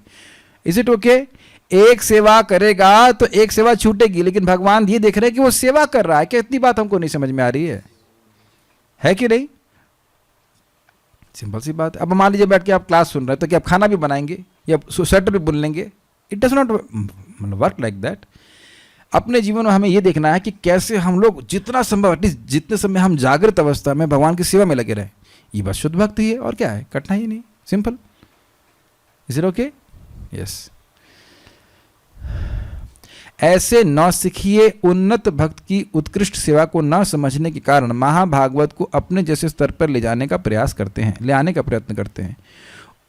इस कृष्ण भावनामृत का संसार भर में प्रसार करने में हमें ऐसी कठिनाई का अनुभव होता है। दुर्भाग्यवश हम ऐसे नवदीक्षित गुरु भाइयों से घिरे हुए हैं, प्रभुपाद जी बोल रहे हैं, जो विश्व भर में कृष्ण भावनामृत को प्रसारित करने के असाधारण कार्य को नहीं समझ पाते। प्रभुपाद को कुछ लोग बोलते थे ऐसे ही, गुरु भाई बोल रहे, सन्यासी को तो समुद्र नहीं क्रॉस करना चाहिए। समुद्र क्यों क्रॉस किया हमने? बोला गया प्रभुपाद जी को। सन्यासी होकर कि ये शादी वादी क्या करवा रहे हैं? तो प्रभुपाद जी उच्चतर उद्देश्य क्या था? प्रचार, उसको देख रहे थे, वो ये लोग नहीं देख पा रहे थे, इसीलिए प्रभुपाद आप हेट कर रहे हैं इस बात को। वे केवल हमें अपने स्तर पर लाने का प्रयत्न करते हैं और सभी प्रकार से हमारी आलोचना करने का प्रयास करते हैं। प्रभुपाद जी को भी इंस्टीट्यूशन समझ नहीं पा रहा था,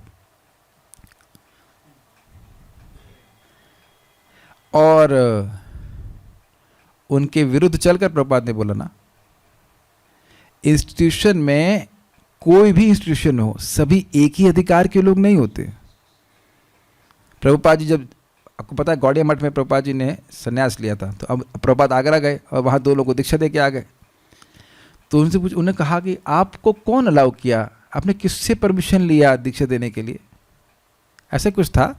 तो प्रभुपाद ने कहा संन्यास मतलब भगवान कृष्ण से मैरिज, तो मैरिज के बाद तो लड़के बच्चे होने चाहिए ना। उसका उत्तर क्या दिया जाएंगे बताइए? Amazing. Preaching is not stereotypical. उद्देश्य काल परिस्थिति के अनुसार प्रचार किया जाता है। आप नारद जी की प्रीचिंग देखिए, हर व्यक्ति को अलग स्टाइल से कर रहे हैं, ले क्या जाते हैं भगवान के चरणों में ही, लेकिन लाते अलग अलग स्टाइल से।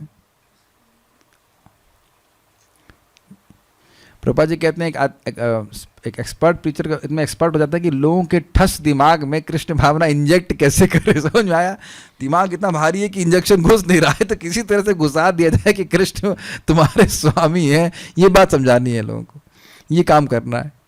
तो कैसे करना है व्यक्ति को कि नब्ज देख करके बोलना पड़ता है। आलोचना करते हैं, हमें उनके इन प्राकृत कार्यों एवं उनके अल्प ज्ञान पर तरस आता है। क्यों तरस आता है? देखो, अगर हम प्रचार ना कर सके, लेकिन मान लो कोई प्रचार कर रहा है, उसकी तारीफ कर रहे हैं, तारीफ मतलब उसका अनुमोदन करें, बड़ा अच्छा कार्य कर रहे हैं, तो हमको भी लाभ मिल जाएगा। लेकिन आलोचना कर रहे हैं तो क्या होगा? नुकसान हो जाएगा ना। रुकेगा तो नहीं उसका प्रचार, लेकिन हाँ, आलोचना करने का पाप हमको लग जाएगा। बताइए, हम लोग परम पूज्य वृंदावन चंद महाराज समझा रहे थे, यस, मैं उनका भी प्रवचन सुन रहा था, तो बता रहे थे कि देखो भगवान का कितना सौहार्द है कि मल का कीड़ा भी जीव बन जाता है तब भी भगवान उसके साथ हैं, इसलिए कि किसी न किसी रूप में वह कभी न कभी मुड़ जाए। ये बात भगवान श्री कृष्ण देख रहे हैं। तो अगर आप किसी की सहायता कर रहे हैं भगवान की तरफ, उसको मोड़ने की किसी भी तरह से सहायता कर रहे हैं, भगवान आपके कोई दोष नहीं देखते हैं। इट्स नॉट, ये बहुत अमेजिंग चीज़ है। इसीलिए प्रभुपाद जी बोलते हैं प्रीचिंग इज द सेंस। किसी तरह से आप लोग को नाम दे रहे हैं, प्रसाद दे रहे हैं, किसी तरह से सहायता कर रहे हैं, पुस्तक दे रहे हैं प्रभुपाद जी का, कि वह भगवान की तरफ उन्मुख हो जाए, इस पे फोकस कीजिए। वो टेक्निकल चीज़ें मत कीजिए, कैसे हो रहा है कैसे हो रहा है कैसे। वैसे मैं एग्जाम्पल दूँ, खिचड़ी को मैं खुले पैन में भी बना सकता हूँ, कुकर में बना सकता हूँ, 2 कुकर में बना सकता हूँ, भगवान में बना सकता हूँ, एल्यूमिनियम बना सकता हूँ, देयर आर मल्टीपल वेज, स्वाद वही आएगा। आप लोग देखा ना, कई तरह से बना सकते हैं। तो आप तो पिछली बार भगवान ने बना रहे थे, इस बार कुकर में क्यों बना रहे? This is stupidity, is it not? Result देखो कि रिजल्ट क्या है। तो प्रभुपाद जी ने रिजल्ट दिखाया कि विदेश में कितना कठिन है प्रचार करना, कितना ज्यादा भोग में वो लोग प्रवृत्त हैं, हम लोग कल्पना नहीं कर सकते हैं, करने की जरूरत भी नहीं है। एंड ऐसे लोगों को शुद्ध प्रचारक बना देना, ये महाभागवत का लक्षण नहीं हो गया? बताइए। और उस पर आलोचना करना, ये है मूर्खता। और ये समझ लीजिए परंपरा में चलती ही रहेगी। जब भी आप प्रीचिंग करेंगे आलोचक तो जरूर खड़े हो जाएंगे आपके। अगर आलोचक नहीं हुए तो आपकी प्रीचिंग में दम नहीं प्रीचिंग में। जब तक आलोचना ना हो, कोई विरोध ना हो, तो आपने कुछ डेंट मारा ही नहीं माया के फोर्ट में, आपका पटाखा भी नहीं फूटा, आपने गोली चलाई, भुस हो गई, कुछ नहीं हुआ। एक व्यक्ति को भी माया छोड़ना नहीं चाहती है। अब एक व्यक्ति को प्रीचिंग करके देखना, एक व्यक्ति को नहीं छोड़ना चाहती है। 1%, 100 लोगों की तो बात छोड़ दीजिए, एक व्यक्ति को छोड़ना नहीं चाहती।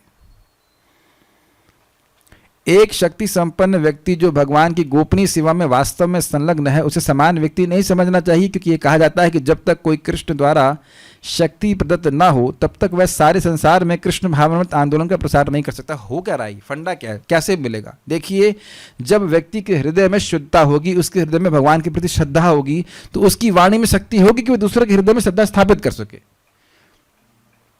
सीधी सीधी बात है। और ये हर जगह अप्लाई होता है। भौतिकतावाद में भी व्यक्ति इस प्रकार से श्रद्धा से युक्त रहता है, वो बोलेगा उस श्रद्धा से युक्त, और हम उस श्रद्धा को ग्रहण कर लेते हैं। तो जो व्यक्ति भगवान की भक्ति कर रहा है गंभीरता से, तो उसको अनुभव प्राप्त होगा, और वो बोलेगा तो उसकी वाणी का प्रभाव होगा, चाहे वो कोई भी हो। और सोल्यूशन क्या है, प्रमाण क्या है, 16 प्रमाण नहीं, सीक्रेट क्या है, 16 राउंड्स एंड 4 रेगुलेटिव प्रिंसिपल। 4 नियमों का पालन कीजिए, 16 माला गजब गंभीरता से कीजिए, निरपराध होकर के। आप देखिए कि आपके पास शक्ति आ जाएगी लोगों को प्रचार करने की, अगर करना चाहते हैं तो। हाँ, ये 16 माला करने के बाद 4 नियम हो गए, हाँ अब हो गया, हमारी प्लेट कहाँ है प्रसादम की, आ गई। अब उसके बाद ना करना चाहो तो उसका मतलब है 16 माला ठीक से कर ही नहीं रहे हैं, टाइम पास कर रहे हैं, कर नहीं रहे हैं। अगर कर रहे होते तो हृदय में उबाल आ जाता है कि हाँ हरि नाम करना है, दूसरों को देना है, किसी न किसी तरह से देना है, माध्यम तो जरूर बनना है। जो नहीं कर रहा है उसके लिए वो प्रायोरिटी नहीं है। नहीं तो बुरा मत मानेंगे, लेकिन जिसको जब करना होता है तो ठंड में जैकेट पहन करके भरतपुर चले जाते हैं, है कि नहीं? हम अप्रिशिएट कर रहे हैं कि ये झांसी की रानी जा सकते हैं, इज इट नॉट? तो कहने का अर्थ ये कि इच्छा जो हो वो सब कर सकते हैं। जैसे मेरी इच्छा नहीं थी खुद बनाने की, तो हाँ देह में दर्द होगा, ये होगा, ब्रांडिंग करना। अब इच्छा की बनाने की तो बना रहा हूँ। कभी कभी मन में आता है अरे लोग बनाने के लिए तैयार तो हैं, उनको दे देना चाहिए। नहीं फिर नहीं हम खुद बनाएं। Is just so simple. अगर आपके हृदय में इच्छा है, सुना है ना, जहां चाह वहां राह। जिसको समझ में आ गया मुझे कृष्ण की सेवा इस प्रकार से करनी है, कृष्ण सुखी होंगे, तो किसी ना किसी तरह दिमाग लगा के व्यक्ति कर लेगा। लोग क्या क्या नहीं कर रहे हैं जगत में, बताइए। बट इट ऑल डिपेंड्स कि how much our heart has got purified by this chanting. जब कोई इस प्रकार से शुद्ध भक्ति की आलोचना करता है तो वह अपराध करता है, वैष्णव अपराध, जो उन लोगों के लिए अत्यंत बाधक है एवं घातक है जो कृष्ण भावनामृत में प्रगति करने के इच्छुक है। तो समझ लीजिए, वैष्णव अपराध कब हो रहा है? जब हम किसी की सेवा को बाधा देने का प्रयास कर रहे हैं। सिंपल जीवन हम लोग समझें, अपनी भक्ति करें, अगर प्रचार भी नहीं कर पाए अपनी भक्ति करें, और ऐसे ना करें कि दूसरे को डिस्टर्ब हो। अब इसका मतलब ये नहीं कि अब आप घर में जब कर रहे हैं, आपके माता पिता जो है वो कह रहे हैं जब मत करो, हमें डिस्टर्ब हो रहा है, तो वो उसका कुछ नहीं कर सकते। लेकिन किसी भक्त को डिस्टर्बेंस नहीं हो, इसकी बात कही जा रही है। अब आप जब करोगे, भक्ति करोगे, तो कुछ ना कुछ लोग तो डिस्टर्ब होंगे ही, और उनको करने के लिए हम हैं भी डिस्टर्ब। प्रभुपाद बोल रहे थे ना एक जगह, हमारा काम ही है डिस्टर्ब करना, जोर जोर से हरे कृष्णा करना। लेकिन जो भक्त हैं उनकी बात कर रहे हैं। आप लोग सब बहुत अच्छे डिवोटी हैं, आप लोगों के हृदय में ऐसे कभी संकल्प भी नहीं आता, ये हम सीरियसली बोल रहे हैं, and I am appreciating that. मेरे ख्याल से कभी ऐसे मन में नहीं आएगा वो जब क्यों कर रहा है, उसकी टांग तोड़ दो कुछ मंत्र फूक दो, उसका बुखार आ जाए। ऐसा कोई भक्त ऐसा नहीं है यहाँ पे। तो ये बहुत अच्छी आप लोग की आदत है, और इसी को बना के रखिए। बस ये कभी कभी ना बात बोलनी पड़ती है या पढ़ने पड़ती है, ताकि हम लोग सजग रहें, गलती से भी ना करें। बहुत अच्छे डिवोटीज यहाँ पे हैं, तो ऐसा मतलब सही ट्रैक पे हो, बस सही रहो ऐसे करके, ये कहने का अर्थ। जब व्यक्ति वैष्णव के चरण कमलों पर अपराध करता है तो वह कोई आध्यात्मिक लाभ नहीं उठा सकता। Now this seems to be very very simple but very profound teaching. Prabhupada ने एग्जाम्पल लिया था हाथी मत का। झाड़ लगाया हुआ है, लता लगी हुई, और हाथी ने पकड़ के उसको उखाड़ दिया, तो अब तो वह धरती से डिस्कनेक्ट हो गई ना। तो वो आध्यात्मिक सेवा करेगा तो भी लाभ प्राप्त नहीं होगा उसको। ये बात प्रभुपाद कह रहे हैं। आध्यात्मिक लाभ का मतलब भी क्या हुआ? मत्सरता से रहित होना चाहिए ना। बहुत खतरनाक है ये। अतएव प्रत्येक व्यक्ति को सतर्क रहना चाहिए कि वे शक्ति संपन्न वैष्णव या शुद्ध वैष्णव के प्रति ईर्ष्यालु ना हो। इसी तरह शक्ति संपन्न वैष्णव पर किसी प्रकार की अनुशासनात्मक कार्रवाई का सोचना भी अपराध है। ये भक्ति क्यों कर रहे हैं, ये इतना प्रचार क्यों कर रहे हैं, इत्यादि इत्यादि, ये सोचना शुरू किया, ये भी मत्सरता का लक्षण है। कोई भी व्यक्ति भक्ति कर रहा है, प्रामाणिक रूप से बोल रहा है, बता रहा है भगवान के बारे में, तो उसकी सहायता ना कर सकें चलो कोई बात नहीं, लेकिन द्वेष नहीं होना चाहिए। देखिए समझिए, अगर हम द्वेष को पालेंगे तो द्वेष की तरह कार्य जरूर करेंगे। या तो मुख से बोल देंगे कुछ होगा, जरूर करेंगे। और वाणी से बोलना बहुत बड़ी बात होती है, हल्का मत दीजिएगा। बहुत बार आप देखेंगे ना कि वाणी से कुछ बात बोल गया कोई व्यक्ति और अपना दिमाग झन्ना गया आपका। एक बात समझ लीजिए, हम लोगों को हर भक्त से प्रेरणा नहीं मिलती है, सीधी सीधी बात है। लेकिन आपको यह अधिकार, हमको अधिकार नहीं दिया गया कि हम उनकी निंदा चालू कर दें। Please don't do that, never. भाई मान लो कोई भी महाराज हैं, तो हो सकता है आपको प्रेरणा नहीं मिल रही हो, आपको अपने महाराज से प्रेरणा मिल रही है, किसी और भक्त से प्रेरणा मिल रही है, लेकिन यह कभी नहीं कीजिएगा कि वो ये ऐसे हैं वैसे हैं, ये तो अच्छा बोलते नहीं, इत्यादि इत्यादि। That will be an offence. किसी भी भक्त के प्रति ऐसा नहीं बोलना चाहिए। आप मेरी बात समझ पा रहे हैं? It's okay. आपका कोई बोले कि आप उनका प्रवचन क्यों नहीं सुनने जाते हो, तो आप कह सकते हैं हमको उतना प्रेरणा नहीं मिलती है, that's okay, is it not. लेकिन आप ये कैसे कह सकते हो कि उसके कोई रियलाइजेशंस नहीं है या जो भी है कि नहीं। ये प्लीज समझ कर रहने का प्रयास कीजिएगा, उससे हम अपराध कर बैठते हैं। उसे उपदेश देना या उसकी त्रुटियों में सुधार करने का प्रयास करना अपराधपूर्ण है। किसकी तो उपदेश देना, जैसे प्रभुपाद जी महान भक्त हैं, गुरु महाराज, उनको ही उपदेश देना शुरू कर दे। जैसे कि श्रीला माधवेंद्र पुरी को उपदेश दे रहे थे, रामचंद्र पुरी अपने गुरु महाराज को उपदेश देना शुरू कर दिए। Be very careful. नवदीक्षित वैष्णव तथा प्रगत वैष्णव में उनके कार्यों के आधार पर अंतर किया सकता है। तो कार्य आप देख रहे हैं, नवदीक्षित भक्त में हो सकता है कि ईर्ष्या और मात्सर्यता का भाव हो, लेकिन एक महान भक्त हमेशा ये सोचता है कि कृष्ण कैसे सुखी हो जाएंगे। प्रगत वैष्णव सदैव गुरु पद पर स्थित होता है और नवदीक्षित भक्त सदैव उसका शिष्य माना जाता है। न तो शिष्य गुरु को उपदेश दे और न ही गुरु ऐसे व्यक्ति का उपदेश ग्रहण करे जो उसके शिष्य नहीं हैं। ना तो शिष्य गुरु को उपदेश दे और ना ही गुरु ऐसे व्यक्ति का उपदेश ग्रहण करे जो उसके शिष्य नहीं है। क्योंकि अब इंटरेस्टिंग बात है, जो प्रभुपाद से द्वेष कर रहे थे वो कहें प्रभुपाद जी आप प्रचार मत कीजिए, ये आपने अपने आप को प्रभुपाद क्यों कहलवा रहे हैं अपने शिष्यों से। ये प्रभुपाद जी तो तात्पर्य में लिखते हैं। कुछ लोगों को बड़ी दिक्कत होती है कुछ लोगों को बड़ी दिक्कत होती थी कि प्रभुपाद जी को उनके शिष्य प्रभुपाद क्यों कहते थे। तो बार बार श्रील प्रभुपाद जी को भौतिक रूप से देख रहे हैं, है कि नहीं। उनसे पूछ लो ना कि आप क्यों नहीं जाके अमेरिका में जरा एक सेंटर खोलते हैं बिना किसी पैसे के। अरे हम लोग तो कहें कि दूसरे शहर में जाके एक किराए पे मकान ले लो तो भी सोचेंगे ना पैसा कहाँ से आएगा, कम से कम 5-10 हज़ार रुपये लेके चलेंगे, है कि नहीं, भारत में और प्रभुपाद से चले गए। कोई करके तो दिखाए, वो भी वृद्धावस्था में, बताइए कौन करेगा। तो इसीलिए प्रभुपाद जी कह रहे हैं कि देखो आप प्रचार करोगे तो बहुत सारे लोग उपदेश देने वाले हो जाएंगे, ऐसा मत करो वैसा मत करो। अब हर एक के उपदेश लेने की आपको स्वीकार करने की जरूरत भी नहीं है, क्योंकि हर व्यक्ति निर्मत्सर है भी नहीं, वो दिखाएगा जरूर आपको हम आपसे प्रेम करते हैं लेकिन आप प्रचार मत कीजिए। अच्छा, मैं तो जब देख रहा हूं मंदिर में परिक्रमा करते हैं तो वो जो नामहट का सेंटर है उसके सामने 2 श्लोक लिख दिए हैं, जो इस ज्ञान को मेरे भक्तों को देता है वो मुझे सबसे अधिक प्रिय है, ना तो कोई इससे होगा, ना कभी हुआ है, ना कभी है था। अब उसके बाद भी कुछ रह जाता है कि भगवान को बोलने के लिए। अब रोज परिक्रमा करेंगे तो 2 श्लोक दिख जाते होंगे आपको। न च तस्मान मनुष्येषु कश्चिन में प्रियकृतमः, वो श्लोक है। उसके बाद क्या है कि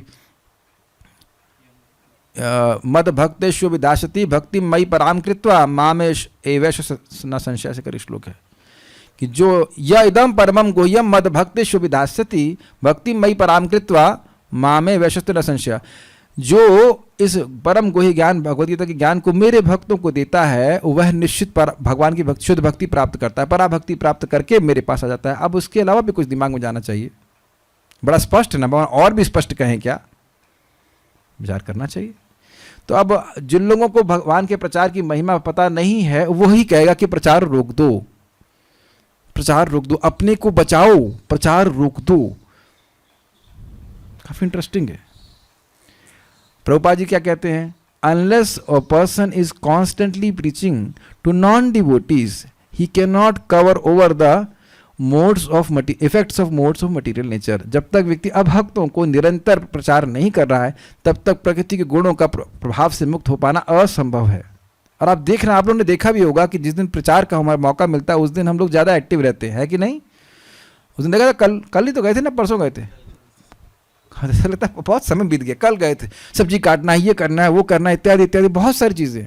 और मैं एक बड़ी इंटरेस्टिंग बात रिफ्लेक्ट कर रहा था। कोई 20 स्टूडेंट आए थे, तो मैं सोच रहा था कि हो सकता कह रहे थे बड़े कम लोग आए। तो मैं बाद में सिर्फ रिफ्लेक्ट कर रहा था कि भारत की सरकार किसी एक उग्रवादी को मार देती है तो क्या बोलती है, आज एक उग्रवादी मारा गया या 2 मारे गए, तो छाप देती है अखबार में, बड़ी बड़ी उपलब्धि है कि नहीं। तो जितने भी आतंकवादी जगत में घूम रहे हैं, आतंकवादी मतलब बदजीव आतंक फैलाते रहते हैं, उनमें से 10-5 लोग को भी आपने पकड़ा और भगवान के बारे में बताया तो उनका भौतिक जीवन तो वहां से स्टॉप हो ही गया ना। तो ये बड़ी उपलब्धि है कि नहीं। कोई विरोध? आप प्रयास करना जानते हैं कि प्रचार का लोग निंदा इसलिए करते हैं कि खुद करते नहीं। जरा खुद करें, थोड़ा लोगों को कल्टीवेट करें, तब समझ में आएगा कितना खून बहाना पड़ता है कितना मेहनत करना पड़ता है। इतना लोगों का दिमाग ठस है, ऐसा लग रहा है हेलमेट पहन के आए कि नहीं, हमारे दिमाग में कोई भी इंजेक्शन कृष्ण भावना का नहीं जाना चाहिए। ठस दिमाग है जगत में लोगों का, मंद सुमंद मतयो मंद भाग्य ही पद्रता। प्रभुपाद से एक बार किसी ने पूछा, Prabhupada preaching is very difficult, तो प्रभुपाद ने कहा, when did I tell you it was easy? मैंने तो बहुत कठिन है प्रचार, तो कहते मैंने कब कहा कि आसान है? बहुत टफ है, असंभव नहीं है। इस छठे श्लोक में श्री रूप गोस्वामी के उपदेश का यही सार है कि शुद्ध भक्त को हमें भौतिक दृष्टि से नहीं देखना चाहिए। कुछ प्रश्न किसी भक्त के हैं तो हम देख लेते हैं, उसके बाद रुकते हैं। मन डराता रहता है कि मैंने वैष्णव अपराध किया है, कैसे समझाएं मन को? नहीं तो अच्छी बात है अगर भय रहता है, लेकिन अब बहुत ज़्यादा भय करने की जरूरत नहीं है। आप जब कर पा रहे तो मतलब ये अपराध ज़्यादा नहीं हुए। वैष्णव अपराध कैसे कटेगा? और कोई अपराध हो जाए तो अगर वो वैष्णव से नहीं मिल सकते तो ज़्यादा टेंशन मत दीजिए। आप जो व्यक्ति जो पूछ रहे हैं, आपके हृदय में ये भावना नहीं आती है कि वैष्णव कोई भक्त है तो उसकी अब आप टांग खींचें, तो ये भावना आप में नहीं है। That is good. और बाद में भक्तों के बीच में थोड़ा बहुत झगड़ा हो जाना, ये तो फ्लेवर है, ये तो मसाला है। ये थोड़ा बहुत आपस में विरोधाभास हो जाए, मतभेद हो जाए, that can be resolve, sorry बोल कर ख़त्म कर लेना चाहिए। इतना उसको नहीं खींचना ताना करना चाहिए।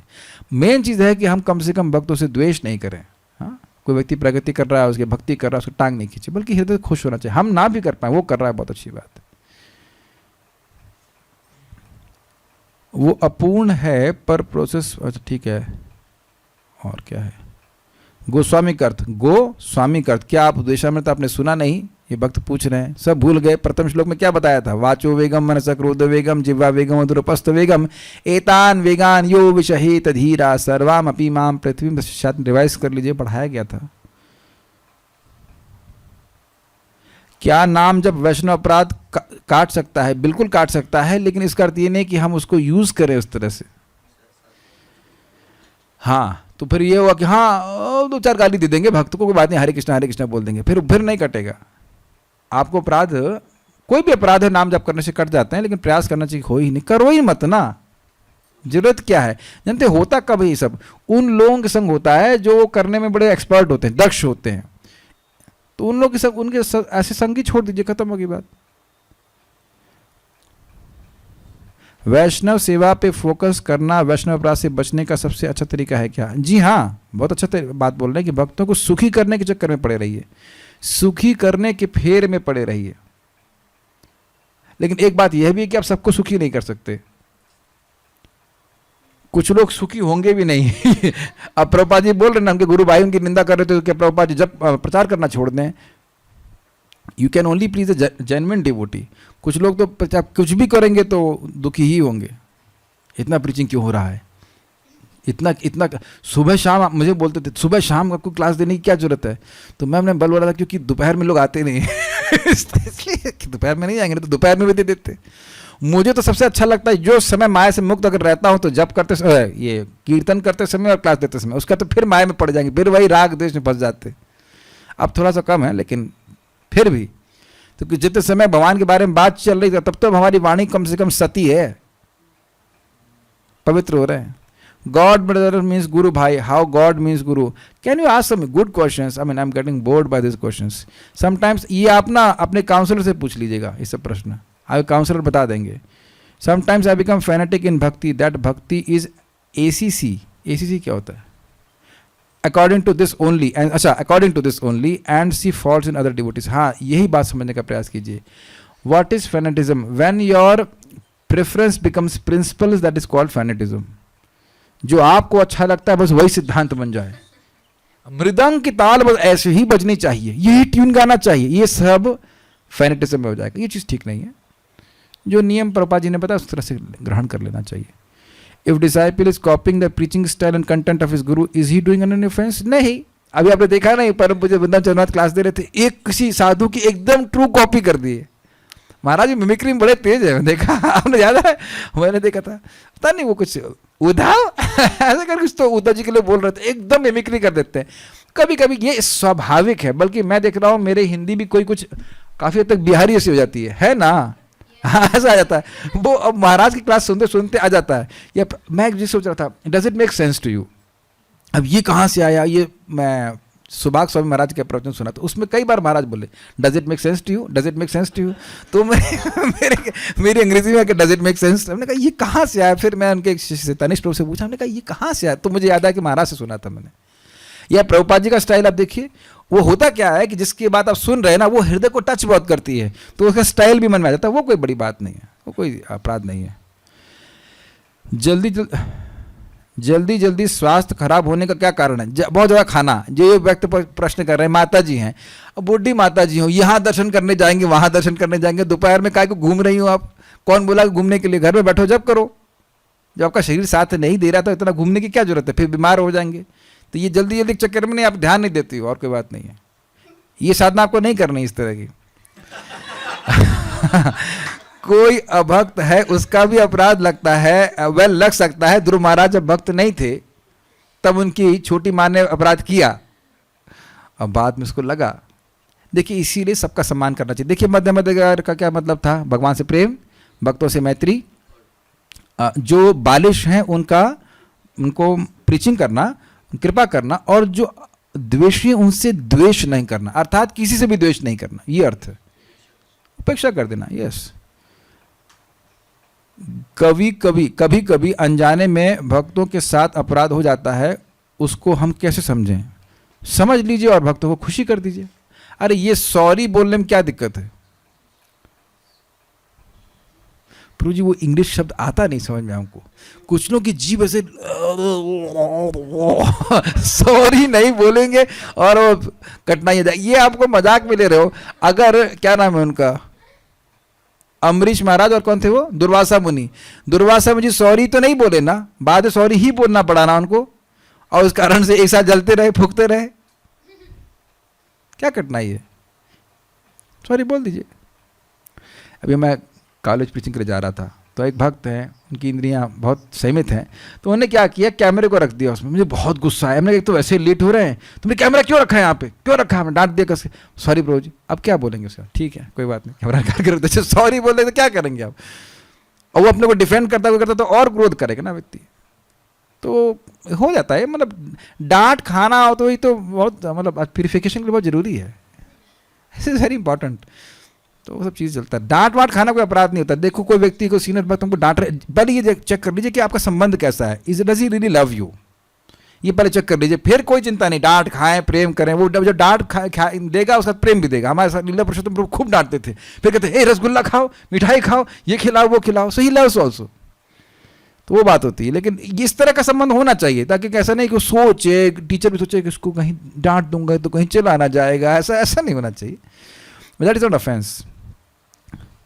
कृष्ण जी विष्णु के स्रोत है ना लिखना, लोग पता नहीं क्या कह रहे हैं। ओके, अब कोई प्रश्न ठीक नहीं आ रहा है, हम रुकते हैं यहाँ पे। Stop here. श्री उपदेशामृत की जय, श्रील प्रभुपाद की जय, निताई गौर प्रेमानंदे।